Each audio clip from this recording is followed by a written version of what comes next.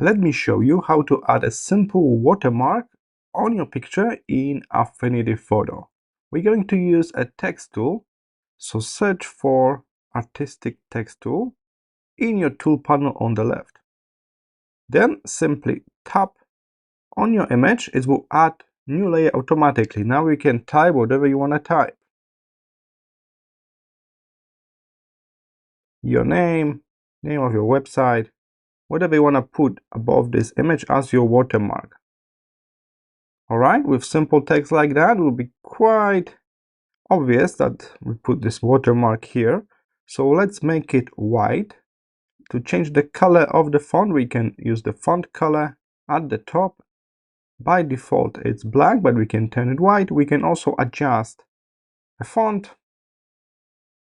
so we don't need to stick on with the basic one. You should be able to see all of your fonts from your computer, your machine over here. Alright, so with this white text, now we can also modify the opacity and blending mode. So let's try with blending mode first. We can try with overlay first. Overlay will give us the color from under, so mix this white color with the color under, and this way the watermark is not too strong. It's still there. We can still prove that that's our image, but we can see what is under the watermark. If you feel like the watermark is still too strong, reduce opacity using this slider. If you feel that watermark is too weak, change overlay to hard light and then use the slider. So now we got the white color of the text, and then we make it more transparent. I always try to use overlay as much as I can, because this way we are not ruining like the original colors of the image. If you feel fancy, you can add some text effects using the layer effect panel, like little shadow or something like that, to make this watermark about a little bit easier to read. So let's go with outer shadow just below.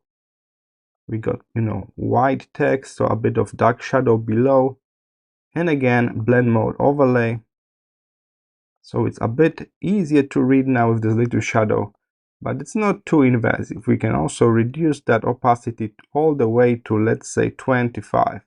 All right, and this way we got a still nice image with the watermark at the corner here. If you want to duplicate that, you can just right click on the layer, duplicate the whole layer, and move the copy of the watermark to another corner to be more secure. Let's say we got two watermarks now in both corners, and we are done. To save this new version of your image with the watermark, we can simply click File, and then in the Export menu we can decide how big the image should be and what should be the file format. Now I got this huge image with the JPEG in the best quality.